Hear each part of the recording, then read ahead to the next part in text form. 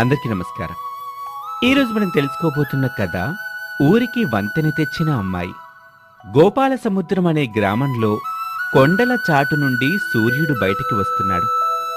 పక్షులు తమ గూటి నుండి బయటికి వచ్చి కిలకిలా రావాలు చేస్తూ విహరిస్తున్నాయి. చల్లటి గాలికి నది పరవళ్లు తొక్కుతుంది.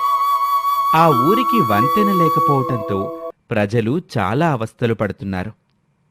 ప్రపంచం మొత్తం ఎంత అభివృద్ధి చెందుతున్నా ఊరికి సరైన రవాణా సదుపాయం లేకపోవటంతో ఎన్ని ఏళ్లు గడిచినా ఏమాత్రం అభివృద్ధి చెందదు ఆ ఊరు.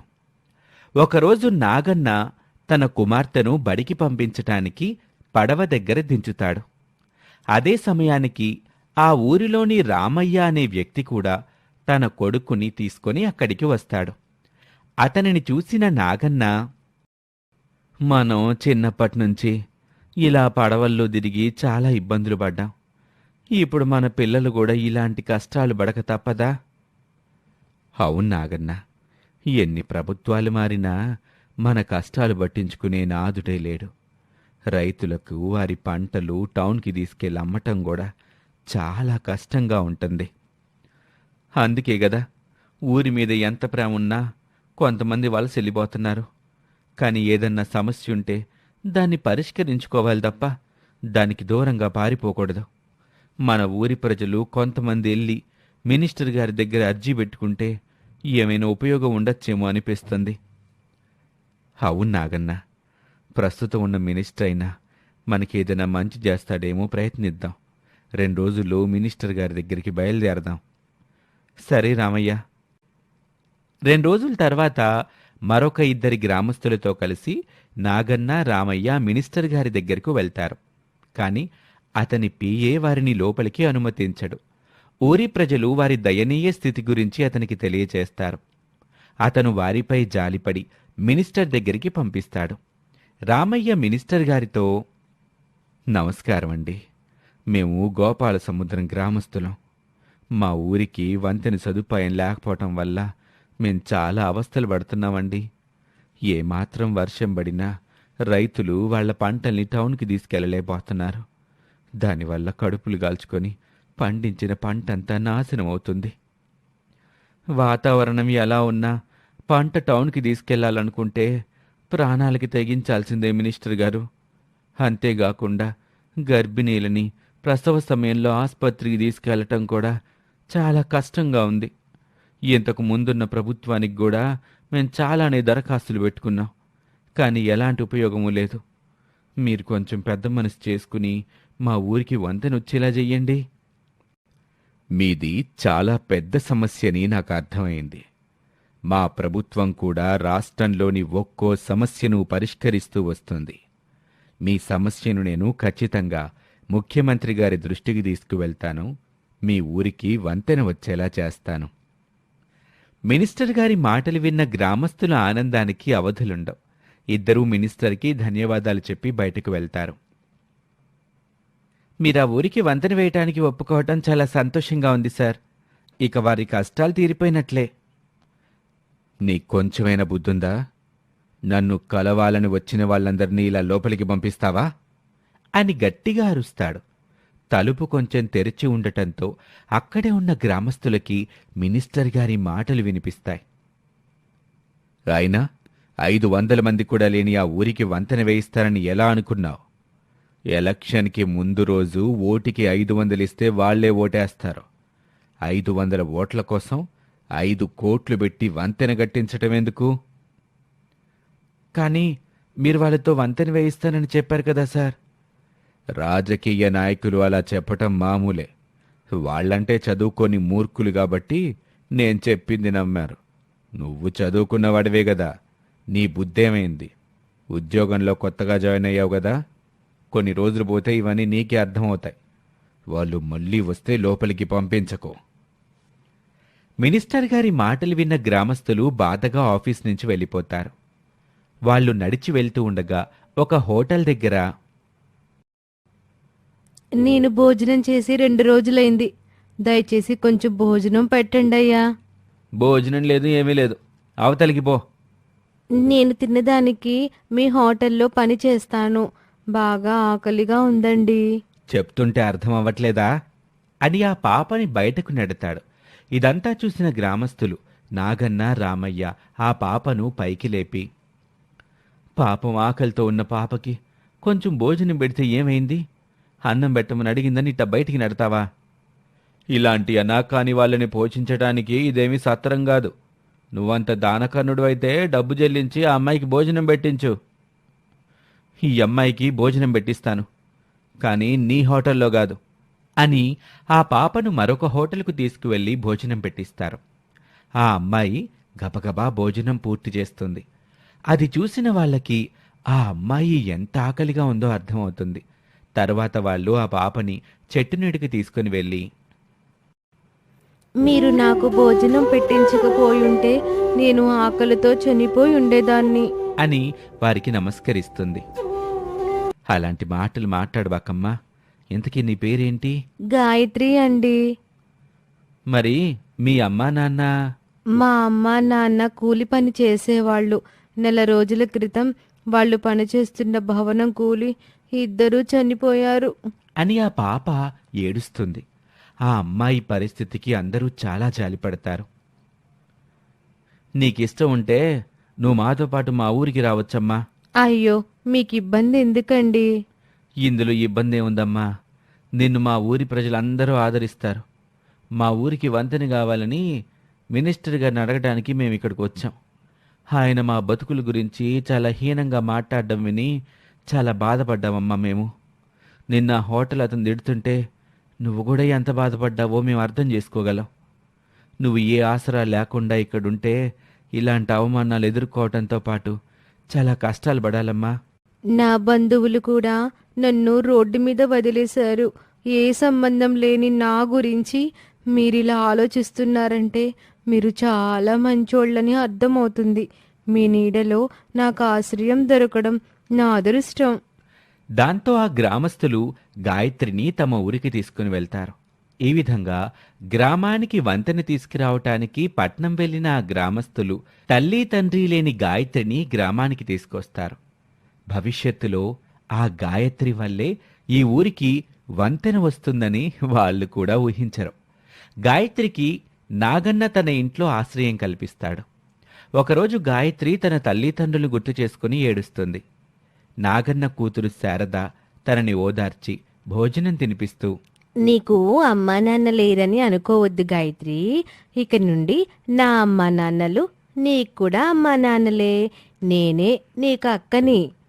ఇలా శారద గాయత్రిని సొంత అక్కలా చూసుకుంటుంది. నాగన్న గాయత్రిని బడికి పంపిస్తాడు. తనను ప్రేమగా చూసుకుంటూ తనకి కొత్త జీవితాన్నిచ్చిన ఆ గ్రామ ప్రజలందరినీ గాయత్రి తన కుటుంబ సభ్యులుగా భావిస్తుంది. ఇలా 10 ఏళ్లు గడుస్తాయి. నాగన్న కుమార్తె శారదకు ఆ ఊళ్ళోని వ్యక్తితో వివాహం చేస్తారు. కొన్ని నెలల తర్వాత ఆమె గర్భం దాల్చుతుంది. రైతులకి పంట చేతికి రావటంతో అమ్మడానికి పట్నానికి బయలుదేరతారు. ఆ ఊళ్ళో బాగా చదువుకున్నది గాయత్రి మాత్రమే కావటంతో తను కూడా వారితో పాటు వెళ్తుంది. పంట దళారులకు అమ్మిన తర్వాత నాగన్న గాయత్రితో, గాయత్రి, దేవుడి దయవల్ల ఈ సంవత్సరం మన పంటకి మంచి ధర వచ్చింది. ఈ పట్నంలో మంచి బట్టలు దొరుకుతాయి. కొన్ని జతలు తీసుకోమ్మా. ఇప్పటికే నా దగ్గర చాలా బట్టలున్నాయి నాన్న. మళ్ళీ కొత్తవెందుకు? పంట అమ్మిన తర్వాత అందరూ ఇంటి సభ్యులకి బట్టలు తీసుకొని వెళ్తారు. నువ్వు ఊరోళ్ళందరికీ ఇంటి సభ్యురాలివేనమ్మా. నీకు మేం బట్టలు కొనకపోతే ఎట్టా? ఇలా అందరూ కలిసి గాయత్రికి మంచి బట్టలు కొంటారు. గాయత్రి నాగన్నతో, శారదక్క బిడ్డకు కూడా బట్టలు తీసుకుందా నాన్న? శారదకి ఇంకా బిడ్డ పుట్టలేదు కదమ్మా గాయత్రి. ఇంకా నెల రోజుల్లో ప్రసవిస్తుందని డాక్టర్ గారు చెప్పారు కదా నాన్న. ఇక్కడ మంచి బట్టలు దొరుకుతాయి. మళ్ళీ ఏడాది వరకు మనం ఇక్కడికి రాకపోవచ్చు. ఇప్పుడే బట్టలు తీసుకుని వెళ్దాం. గాయత్రి శారదకు పుట్టబోయే బిడ్డకు కూడా బట్టలు తీసుకుంటుంది. కొంచెం సేపటి తర్వాత వాళ్ళు నది అవతలి ఒడ్డుకు చేరుకుంటారు. కానీ గాలివాన ఎక్కువగా ఉండటంతో పడవ ప్రయాణం చేయటం మంచిది కాదని ఆ రాత్రికి అక్కడే బస చేస్తారు. ఆ తరువాతి రోజు ఉదయం ఊరికి వెళ్ళగా నాగన్న ఇంటి వద్ద జనం గుమిగూడి ఉంటారు. వాళ్ళు ముందుకు వెళ్ళి చూస్తే అక్కడ నాగన్న కూతురు శారద చనిపోయి ఉంటుంది. అది చూసిన వాళ్ళందరూ దిగ్భ్రాంతిలో ఉంటారు. శారదను అలా విగతజీవిగా చూడగానే గాయత్రి ఆమె బిడ్డ కోసం తెచ్చిన బట్టలు అలా జారవిడుస్తుంది. నా కూతురికేమైంది? నిన్న రాత్రి శారదకు నొప్పులొచ్చాయి మావయ్య. గాలివాన తీవ్రంగా అవడంతో పడవ తీయలేకపోయాం. శారదను ఆసుపత్రికి తీసుకెళ్ళుంటే ఈ ఘోరం జరిగేది కాదు. కార్యక్రమాలు పూర్తయిన తరువాత గాయత్రి రామయ్యతో, నాన్న, మనూరికి వంతెనుంటే అక్క బ్రతుకుండేది. అవును గాయత్రి, ఊరికి వంతెన వేయించడానికి మేం చాలా విధాలుగా ప్రయత్నించాం. కానీ మన బాధ ఏ రాజకీయ నాయకుడికి అర్థం కాలేదు. మన బాధని ఎక్కువ మందికి తెలిసేలా చేయాలి. దానికి మనం న్యూస్ ఛానల్స్ని సంప్రదిస్తే బాగుంటుంది. వాళ్ళు మన గురించి టీవీల్లో చూపిస్తారా? ప్రయత్నిద్దాం పెద్దయ్య. మనూర్లో మరెవరూ శారద అక్కలాగా చనిపోకూడదు. అనుకున్నట్టుగానే నాగన్న రామయ్యలతో కలిసి గాయత్రి న్యూస్ ఛానల్స్ దగ్గరకు వెళ్తుంది. అక్కడ న్యూస్ రిపోర్టర్కి గాయత్రి తన ఊరి సమస్య గురించి చెప్తుంది. దానికి ఆమె గట్టిగా నవ్వి, దీని గురించి టీవీలో చూపిస్తే ఎవరు చూస్తారు? న్యూస్ అంటే ఎంటర్టైనింగ్గా ఉండాలి. మీరు మా ఊరి సమస్య గురించి చెప్తే మాలానే బాధపడే వాళ్ళందరూ మాకు మద్దతుగా కలుస్తారు. దయచేసి మా మీద దయ చూపించండి. అయినా మీ ఊరి గురించి చూపించాలంటే మేము మీ ఊరికి రావాలి. మనిషి అన్నవాడు ఎవడైనా ఆ ఊరికి వస్తాడా? ఇక ఇక్కడి నుండి వెళ్ళండి అని నిర్లక్ష్యంగా అంటుంది ఆ రిపోర్టర్. మా శారదక్కలాగా ఇంకెవరూ చనిపోకూడదు. మాపై కొంచెం దయ చూపించండి అని ఆ రిపోర్టర్ చేతులు పట్టుకుని బ్రతిమిలాడుతుంది గాయత్రి. ఛీ, ఏంటి చేపట్టుకుంటున్నావు? అని గాయత్రిని దూరంగా నెట్టి, వీళ్ళని బయటికి గెంటేయండి అని గట్టిగా అరుస్తుంది. అక్కర్లేదమ్మా, మేమే వెళ్తాం అని వాళ్ళు గాయత్రిని బయటకు తీసుకువెళ్తారు. వాళ్ళక్కడి నుంచి మరికొన్ని న్యూస్ ఛానల్స్ దగ్గరకు వెళ్తారు. వాళ్ళు కూడా ఆ ఊరి సమస్యని పట్టించుకోరు. దిగులుగా ఉన్న గాయత్రితో నాగన్న, గాయత్రి, వీళ్ళెవరూ మన సమస్యను పట్టించుకోరని నాకు ముందే తెలుసమ్మా. మేమిట్లాంటి ప్రయత్నాలు చాలా ఏళ్ల క్రితమే చేశాం. నిన్ను నిరుత్సాహపరచడం ఇష్టం లేక ఇక్కడి దాకా వచ్చాం. మన ఊరికి ఇంక వంతెన రాదమ్మా. ఇక మన బతుకులింతే అనే చేదు నిజాన్ని మనం అంగీకరించాల్సిందే అని చెప్పి గాయత్రిని ఊరికి తీసుకువెళ్తాడు. గాయత్రికి ఆ రోజు రాత్రి నిద్రపట్టక గదిలో అటూ ఇటూ తిరుగుతూ తనలో తాను, మా అమ్మా నాన్న చనిపోయిన తర్వాత ఈ ఊరి ప్రజలు మా అమ్మా నాన్న లేని లోటు తెలియకుండా నన్ను పెంచారు. వీళ్ళని నేను ఈ కష్టాల నుండి బయటకు తీసుకొస్తే నా తల్లిదండ్రులని బాగా చూసుకున్నట్లే. ఈ ఊరికి వంతెనొస్తే తప్ప వీళ్ళ కష్టాలు తొలగిపో. నేను కలెక్టర్నైతే ఈ ఊరికి వంతెన వేయించగలను. ఇదే విషయాన్ని ఆ తరువాతి రోజు నాగన్న రామయ్యతో చెప్తుంది గాయత్రి. వాళ్ళు చాలా సంతోషిస్తారు. నువ్వు ఈ ఊరు బాగుపడాలని ఎంత తపన పడుతున్నావు గాయత్రి. కానీ నాన్న, ఐఏఎస్ అవ్వాలంటే పట్నంలో చదవాలి. దానికి చాలా ఖర్చు అవ్వచ్చు. ఖర్చు గురించి ఆలోచించబా గాయత్రి. ఊరి వాళ్ళందరం కలిసి తలో చెయ్యేస్తే అది ఎంతమ్మా? రామయ్య, నాగన్న ఊరి వాళ్ళందరినీ సమావేశపరిచి గాయత్రి లక్ష్యం గురించి చెప్తారు. ఊరి ప్రజలు తమ వంతుగా గాయత్రి చదువుకి అవసరమైన డబ్బిస్తారు. ఆడవాళ్ళైతే వారి చెవిదిద్దులు, పట్టీలు అమ్మి మరీ డబ్బులిస్తారు. గాయత్రి పట్నానికి బయలుదేరేటప్పుడు ఊరి ప్రజలతో, మీరు నా మీద పెట్టుకున్న నమ్మకాన్ని నేను ఒమ్ము చేయను. నేను కలెక్టర్ అయ్యి ఖచ్చితంగా మన ఊరికి వంతెనొచ్చేలా చేస్తాను అని ఊరి ప్రజలకు మాట ఇచ్చి అక్కడి నుంచి బయలుదేరుతుంది. అవతలి ఒడ్డుకు చేరుకున్న తర్వాత బస్సులో పట్నానికి చేరుకొని కాలేజీలో చేరుతుంది. అక్కడి విద్యార్థులందరూ ధనవంతులే. గాయత్రి పెరిగిన ప్రాంతానికి అక్కడి పరిస్థితికి ఏమాత్రం సంబంధం ఉండదు. ఉపాధ్యాయులు ఆంగ్లంలో బోధించటం వల్ల గాయత్రికి పాఠాలు సరిగా అర్థం కావు. దాంతో తను దిగులుగా కూర్చుంటే తన తోటి విద్యార్థులు అక్కడికొస్తారు. కొత్తగా జాయిన్ అయ్యావా? ఏ ఊరు మీది? మాది గోపాల సముద్రం అనే చిన్న పల్లెటూరు. గోపాల సముద్రమా? అలాంటి ఊరు ఒకటి ఉందా అని వెటకారంగా అడుగుతారు. గాయత్రి అది అర్థం చేసుకోలేక, గుంటూరు జిల్లాలో ఉంది. కానీ మా గ్రామానికి చేరుకోవడానికే వంతెన లేదు. అందుకే చాలామందికి మా ఊరి గురించి తెలీదు. వంతెన లేదా? మరి ఆ ఊరికి ఎలా వెళతారు? మా ఊరికి వెళ్ళాలంటే పడవలో ప్రయాణం చేయాలి. ఈ కాలంలో కూడా పడవలో ప్రయాణిస్తున్నారా? అవును. మా ఊరికి వంతెన వేయించడానికి మేము చాలా ప్రయత్నాలే చేశాం. కానీ ఏ రాజకీయ నాయకుడు మా బాధని అర్థం చేసుకోలేదు. ఆ వంతెనేదో నువ్వే వేయించొచ్చు కదా. వాళ్ళ మాటల్లోని వెటకారాన్ని అర్థం చేసుకోలేకపోయిన గాయత్రి అమాయకంగా, నేను కలెక్టర్ అయ్యి మా ఊరికి వంతెన వేయించడానికే ఇక్కడికొచ్చాను. అవునా? నువ్వు కలెక్టర్ అవుతావా? కలెక్టర్ అవడం అంటే ఎర్ర బస్ ఎక్కేసి సిటీకి వచ్చినంత తేలిక అనుకుంటున్నావా? అయినా పల్లెటూరు దానివి, గేదెలు కాసుకొని పిడకలు కొట్టుకోకుండా నీకు ఇంత పెద్ద చదువులెందుకు? అని వాళ్ళందరూ గాయత్రిని ఎగతాళి చేస్తారు. అదేంటండి అలా మాట్లాడతారు? మనం చదువుకోవడానికి కదా ఇక్కడికొచ్చింది. మనమందరం కలిసి స్నేహంగా ఉండాలి కానీ ఇలా ఎగతాళిగా మాట్లాడతారేంటి? మనం ఒకే కాలేజీలో చదివితే నువ్వు మేము ఒక్కటేనా? నీతో మేం స్నేహం చేయాలా? ఒళ్ళు దగ్గర పెట్టుకుని మాట్లాడు. గాయత్రికి వాళ్ళందరికంటే తను చాలా తక్కువ అనే భావన కలుగుతుంది. ఈ సంఘటనతో గాయత్రి అక్కడి విద్యార్థులతో పెద్దగా కలిసేది కాదు. ఐశ్వర్య ఆమె స్నేహితులు గాయత్రిని తరచుగా ఇబ్బంది పెడుతూ ఉంటారు. ఇలా మరికొన్ని రోజులు గడుస్తాయి. గాయత్రి తన ఊరి ప్రజల మీద ఒత్తిడి తగ్గించటానికి ఒక బట్టల షాప్లో సేల్స్ గర్ల్గా పనిచేసి తన ఫీజులో కొంత భాగాన్ని తనే కట్టుకుంటుంది. గాయత్రి ప్రిలిమ్స్ పరీక్షని 3 సార్లు క్లియర్ చేస్తుంది. కానీ పార్ట్ టైం జాబ్ చేయటం వల్ల చదువుకి ఎక్కువ సమయం కేటాయించలేకపోతుంది. దాంతో మెయిన్స్ పరీక్షను దాటలేకపోతుంది.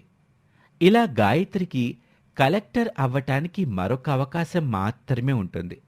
ఇదంతా ఇలా ఉండగా కోవిడ్ లాక్డౌన్ కారణంగా కాలేజ్ మూతపడుతుంది. ఐశ్వర్య తల్లిదండ్రులకి కరోనా రావడంతో వారిని ఆసుపత్రిలో చేరుస్తుంది. హాస్పిటల్లో అడ్మిట్ చేసిన 2 రోజులకి వైద్యురాలు ఐశ్వర్యతో, మీ అమ్మా నాన్నల కండిషన్ సీరియస్గా, ఎంత ఖర్చైనా పర్వాలేదు, మా అమ్మా నాన్నలని కాపాడండి డాక్టర్. డబ్బు ప్రతిసారి మనుషుల్ని కాపాడలేదు. మా ప్రయత్నం ఏం చేస్తున్నాం అర్థం చేసుకోండి.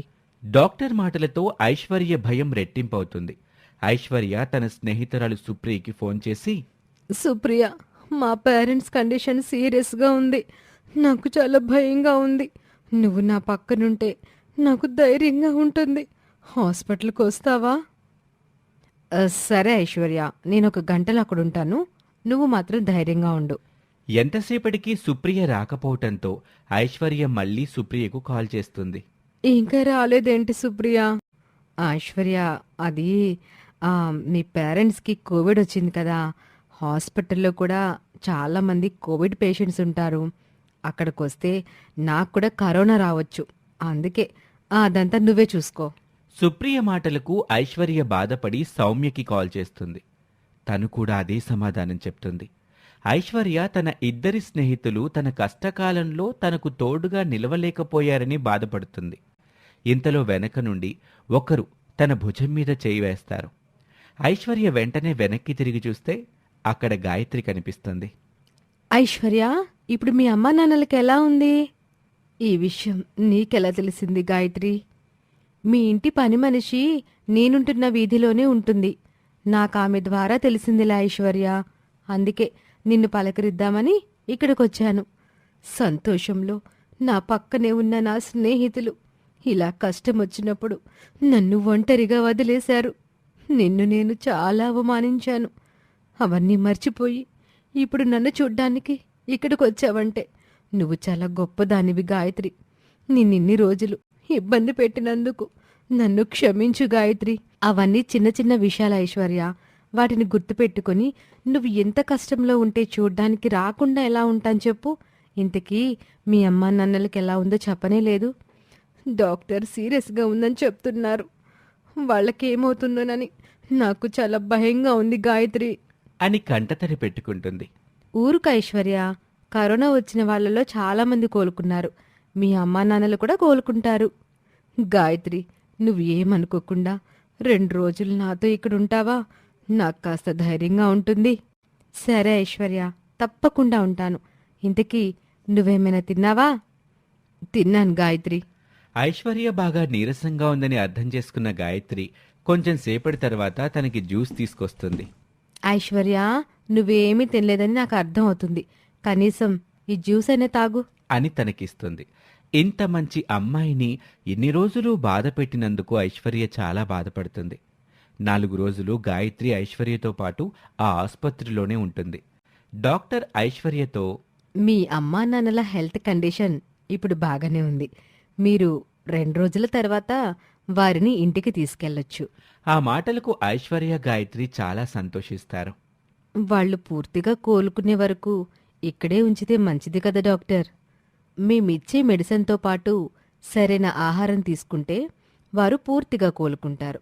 దానికి ఇంటి వాతావరణం కూడా తోడైతే వారు త్వరగా కోలుకోవచ్చు. Okay doctor. గాయత్రి ఐశ్వర్య వారిని ఇంటికి తీసుకొస్తారు. ఐశ్వర్య తన తల్లితో, ఐశ్వర్య, ఈ అమ్మాయి నీ ఫ్రెండా? అవునమ్మా, తన పేరు గాయత్రి. ఈ అమ్మాయి నీకు ఈ మధ్య పరిచయం అయిందా? ఇంతకు ముందెప్పుడూ తనని ఇంటికి తీసుకురాలేదు. ఇక మీదట తనని మన ఇంటికి తరచుగా తీసుకుని వస్తాను డాడీ. మీరు హాస్పిటల్లో ఉన్నప్పుడు తనే నాకు చాలా ధైర్యం చెప్పింది. 4 రోజులు నాతో పాటే హాస్పిటల్లో కూడా ఉంది. అవునా, మా అమ్మాయికి మేమంటే చాలా ప్రేమమ్మా. అలాంటిది మా కండిషన్ సీరియస్గా ఉందంటే తను ఎంత భయపడి ఉంటుందో మేము అర్థం చేసుకోగలం. అలాంటి పరిస్థితుల్లో నువ్వు తనతో ఉన్నందుకు చాలా థ్యాంక్స్ అమ్మా గాయత్రి. కొంచెం సేపటి తర్వాత ఐశ్వర్య తన తల్లిదండ్రులతో, అమ్మా, నేను హోటల్కి వెళ్ళి మీకు భోజనం తీసుకొస్తాను. ఇలాంటి పరిస్థితుల్లో బయట భోజనం తినటం మంచిది కాదు ఐశ్వర్య.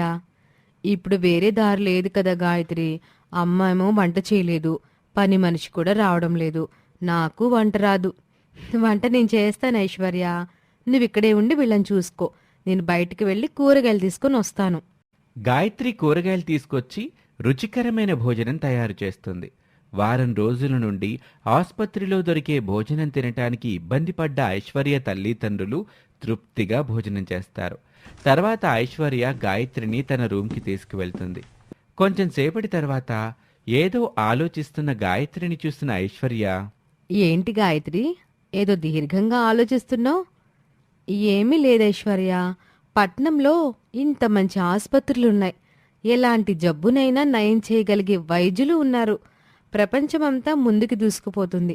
కానీ మా జీవితాలు మాత్రం మరింత దీనంగా మారుతున్నాయి. మీ ఊరికి వంతెన లేదని చెప్పావు కదా?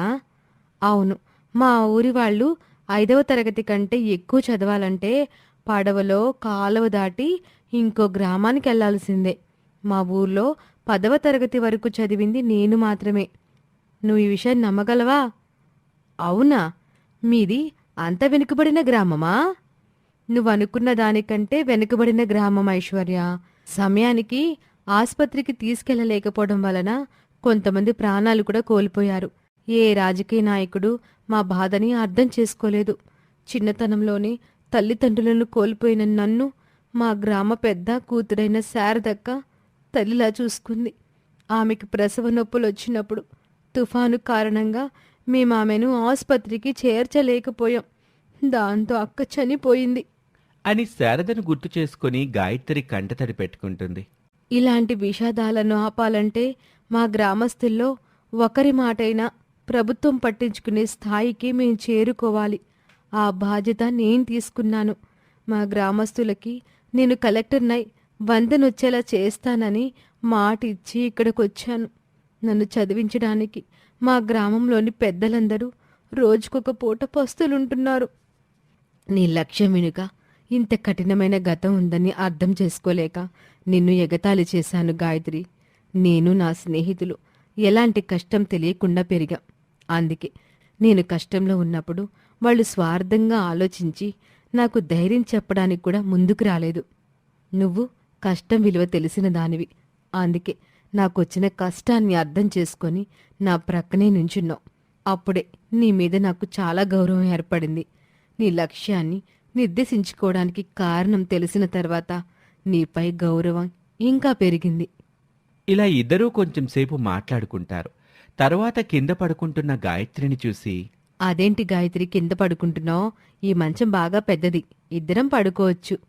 నాకు చిన్నప్పటి నుండి కింద పడుకోవడమే అలవాటు ఐశ్వర్య. మంచం మీద నాకు నిద్ర పట్టదు. ఐశ్వర్య నిద్రపోతున్న గాయత్రిని చూస్తూ ఇలా అనుకుంటుంది.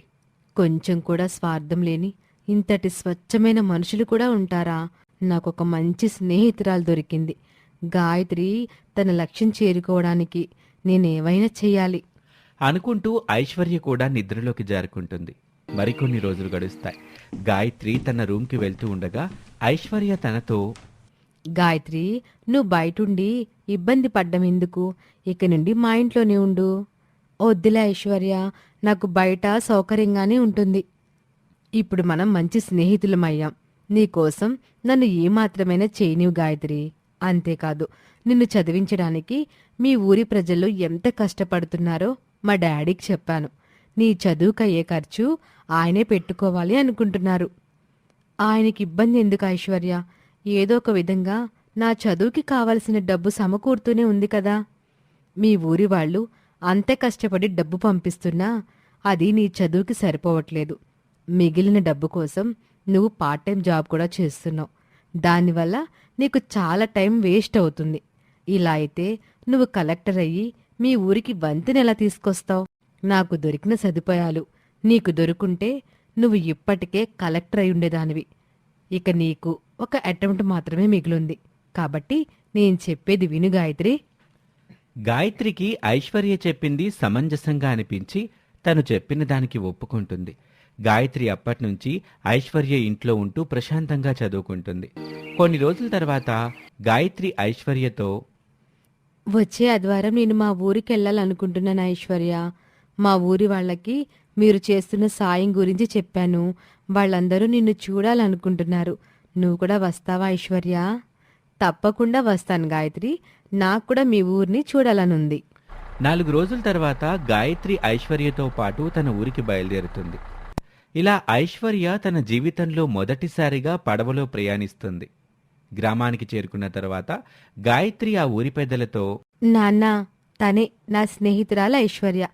తన తండ్రి గారే నా చదువుకయ్యే ఖర్చుని భరిస్తున్నారు. గాయత్రి నీ గురించి చెప్పినప్పటి నుండి నిన్ను చూడాలనుకుంటున్నామమ్మా. నువ్వు మీ నాన్నగారు మాకు చాలా సాయం చేస్తున్నారు. నాకు కష్టం వచ్చినప్పుడు గాయత్రి నాకు తోడుగా ఉంది.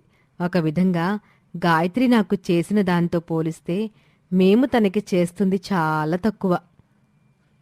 మా గాయత్రి కలెక్టర్ అవుతుంది కదమ్మా. గాయత్రి ఖచ్చితంగా కలెక్టర్ అవుతుందండి. గాయత్రిని కలెక్టర్ని చేయడానికి నేను ఏ ఒక్క అవకాశం వదిలిపెట్టను అని ఊరి ప్రజలతో ధీమాగా చెప్తుంది. తరువాతి రోజు ఇద్దరూ కలిసి హైదరాబాద్ చేరుకుంటారు. కొన్ని రోజుల తర్వాత ఇద్దరూ మెయిన్స్ క్లియర్ చేసి ఇంటర్వ్యూకి సెలెక్ట్ అవుతారు. ఇదిలా ఉండగా ఎన్నికలు దగ్గరకు రావటంతో మినిస్టర్ మీటింగ్ ఏర్పాటు చేస్తాడు.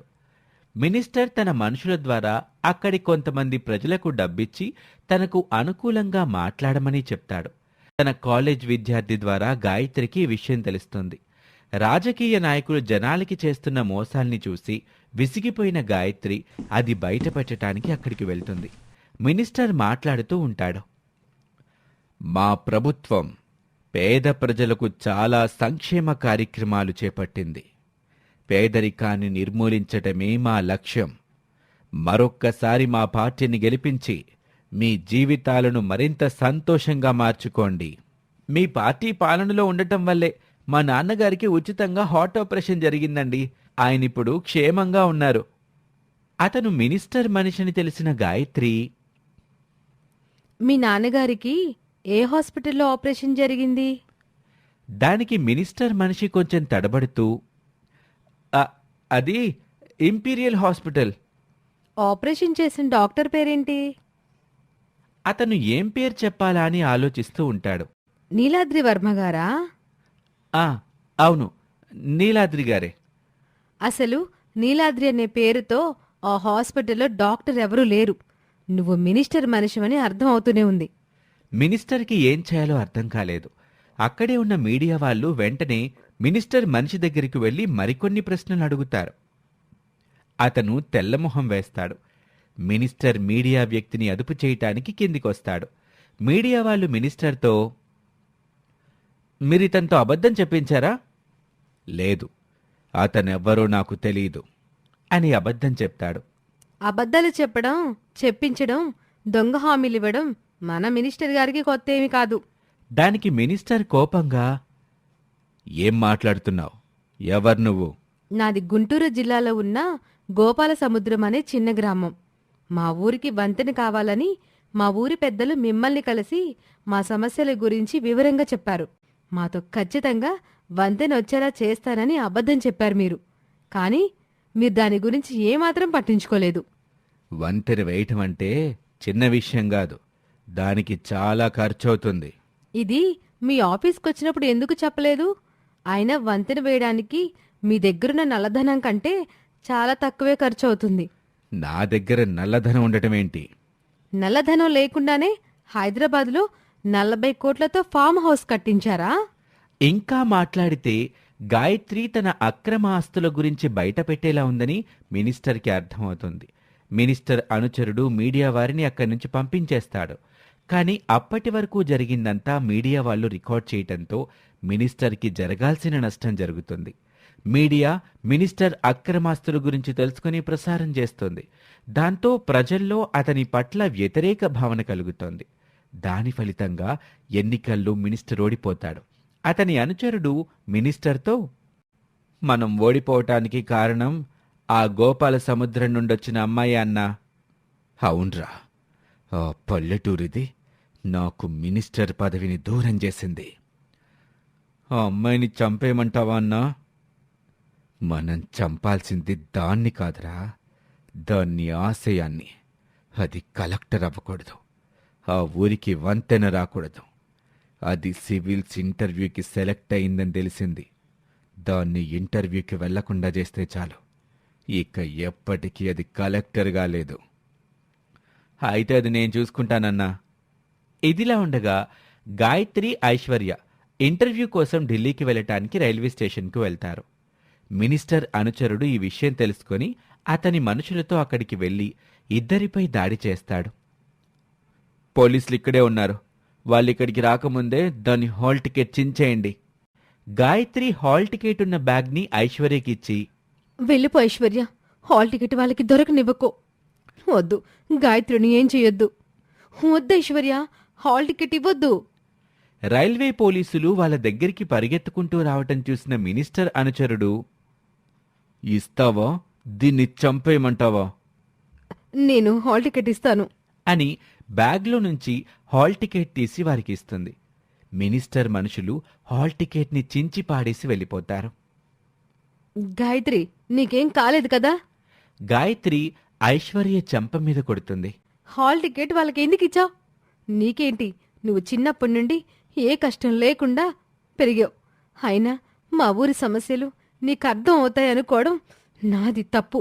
మా ఊరి వాళ్లకు నేనిచ్చిన మాటని పోగొట్టుకునేలా చేశావు. ఇక మా బ్రతుకులు బాగుపడవు. నేను వాళ్ళకిచ్చింది నీ హాల్ టికెట్ కాదు, నాది. గాయత్రి, ఏమంటున్నావు ఐశ్వర్య? ఐశ్వర్య బ్యాగ్ నుండి గాయత్రి హాల్ టికెట్ తీసి ఇస్తుంది. గాయత్రి హాల్ టికెట్ని చూస్తూ కంటితడి పెట్టుకుంటుంది. మీ ఊరి వాళ్ళకి మాటిచ్చింది నువ్వు మాత్రమే కాదు గాయత్రి. నిన్ను కలెక్టర్ని చేయడానికి ఏ అవకాశం వదిలిపెట్టనని నేను కూడా మాటిచ్చాను. అందుకని ఇంత త్యాగం చేస్తావా? కలెక్టర్ అవ్వాలని నువ్వు కూడా చాలా కలలు కన్నావు కదా ఐశ్వర్య. నేను నా కోసం కలెక్టర్ అవ్వాలి అనుకున్నాను, కానీ నువ్వు మీ ఊరి కోసం కలెక్టర్ అవ్వాలనుకున్నావు. నువ్వు కష్టం చూసిన దానివి. నువ్వు కలెక్టర్ అయితే ప్రజల కష్టాలు అర్థం చేసుకొని వారి జీవితాలని బాగు చేయగలవు. మనిద్దరిలో ఎవరో ఒకరే కలెక్టర్ కావాలంటే అది నువ్వే అవ్వాలి గాయత్రి. అందుకే నేను ఈ పని చేశాను. నువ్వు చేసిన త్యాగం నేను మోయలేనంత భారంగా ఉంది. నేను ఆ మినిస్టర్కి వ్యతిరేకంగా మాట్లాడడం వల్లే ఇలా జరిగింది. నన్ను క్షమించు ఐశ్వర్య. ఐశ్వర్య గాయత్రిని ఓదారుస్తుంది. ఇద్దరూ కలిసి ఢిల్లీకి వెళ్తారు. ఐశ్వర్య గాయత్రికి ధైర్యం చెప్పి ఇంటర్వ్యూకి పంపిస్తుంది. మీరు ఐఏఎస్ అవ్వాలని ఎందుకు అనుకుంటున్నారు? మా ఊరికి వంతెన లేకపోవడం వలన మేము చాలా కష్టాలు పడుతున్నాం. సరైన సమయంలో ఆసుపత్రికి తీసుకువెళ్ళలేక కొంతమంది ప్రాణాలు కూడా కోల్పోయారు. అలాంటివి మళ్ళీ జరగకూడదని నేను ఐఏఎస్ అవ్వాలి అనుకుంటున్నాను సార్. ఇంటర్వ్యూకి వచ్చిన వాళ్ళందరూ ఐఏఎస్ అవ్వటానికి ఊరు బాగు చేయటం, ప్రజలకు సేవ చేయటమే కారణమని కథలు చెప్తారు. మీరు చెప్పినట్లుగా ఇంటర్వ్యూలో చాలామంది కథలే చెప్పొచ్చు, కానీ కొన్ని కథలు నిజ జీవితం నుండి పుట్టుకొస్తాయి. అందులో నాది ఒకటి. మా ఊరు నా మీద పెట్టుకున్న నమ్మకం, నా స్నేహితురాలు చేసిన త్యాగం నన్ను ఇక్కడి వరకు తీసుకొచ్చాయండి. అని తన శారదక్క చనిపోవటం నుండి ఐశ్వర్య తన కోసం చేసిన త్యాగం వరకు జరిగిందంతా చెప్తుంది. నీ జీవితంలో చాలా కష్టాలున్నాయి. సివిల్స్ రాయటానికి నీకున్న అన్ని అవకాశాలు అయిపోయాయి. ఒకవేళ నువ్వు ఐఏఎస్కి సెలెక్ట్ కాకపోతే మీ ఊరికి వంతెనలా తీసుకొస్తావు. అడవి గ్రామంలో ఉంటున్న మాకు గొంతుంది, కానీ ఆ గొంతుకి విలువ లేదు. అందుకే మీడియా వాళ్ళు కూడా మా కష్టాల్ని చూపించడానికి ముందుకు రాలేదు.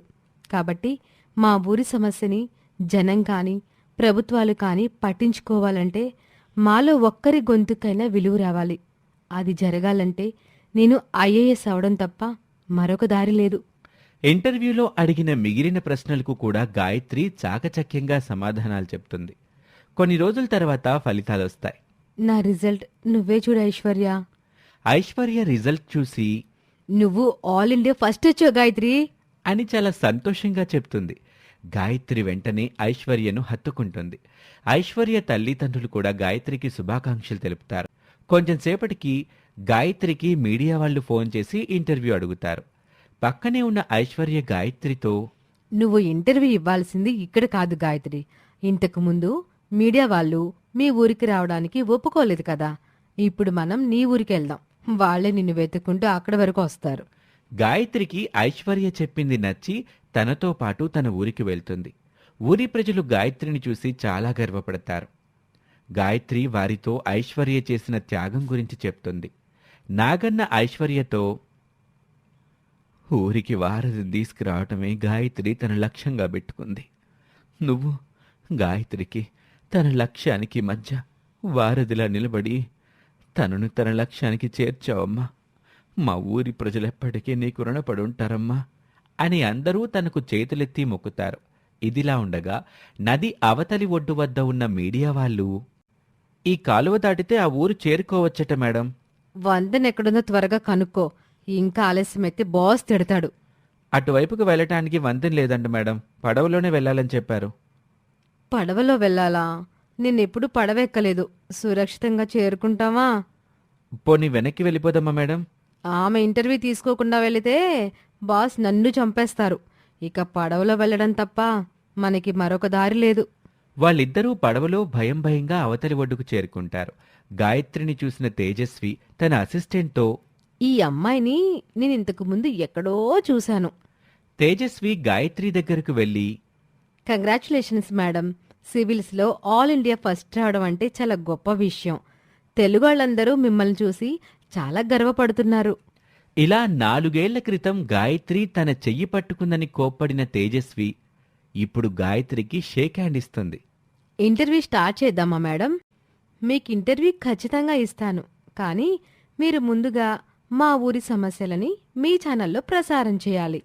తేజస్వికి గాయత్రి ఇంటర్వ్యూ తీసుకోవటం ముఖ్యం కాబట్టి సరే అంటుంది. ఆ ఊరిలోని గర్భిణీలు, రైతులు వంతెన లేకపోవటంతో ఎన్ని కష్టాలు పడుతున్నారో చెప్తారు. తర్వాత గాయత్రి ఇంటర్వ్యూ ఇస్తూ ఇలా మాట్లాడుతుంది.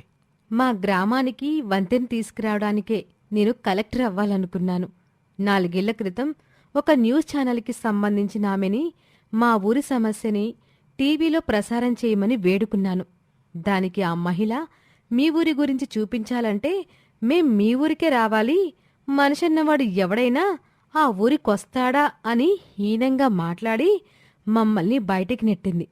ఇప్పుడు అదే మహిళ ఈ ఊరికొచ్చి మైక్ పట్టుకొని నా ఇంటర్వ్యూ తీసుకుంటుంది. ఒక్కసారిగా తేజస్వి షాక్ అవుతుంది. గాయత్రిని ఇంతకు ముందు ఎక్కడ చూసిందో గుర్తురాని ఆమెకు అంతా గుర్తుకొస్తుంది.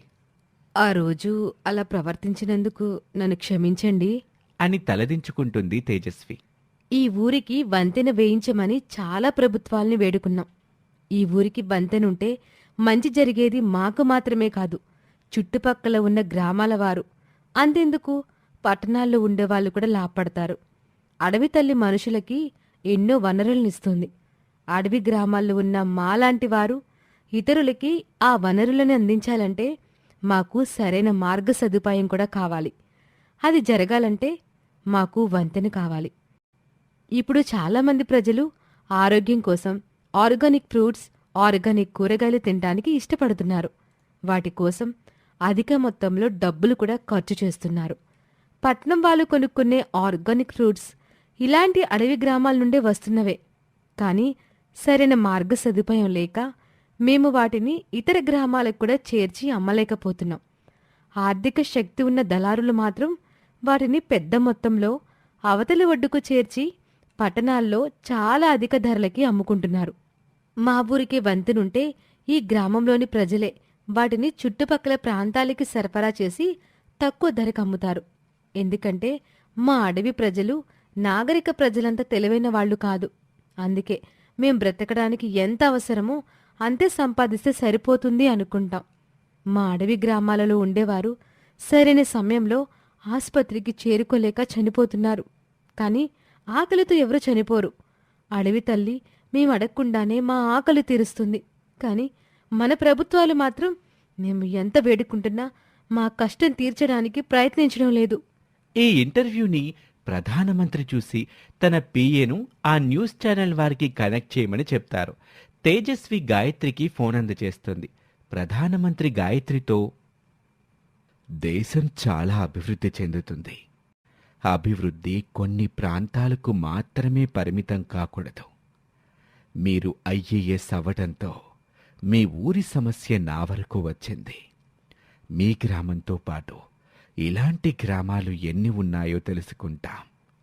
ఆ గ్రామాలన్నింటికీ వంతెనలు నిర్మించాల్సిందిగా ఆదేశాలు జారీ చేయటంతో పాటు నిధులు కూడా విడుదల చేస్తాం.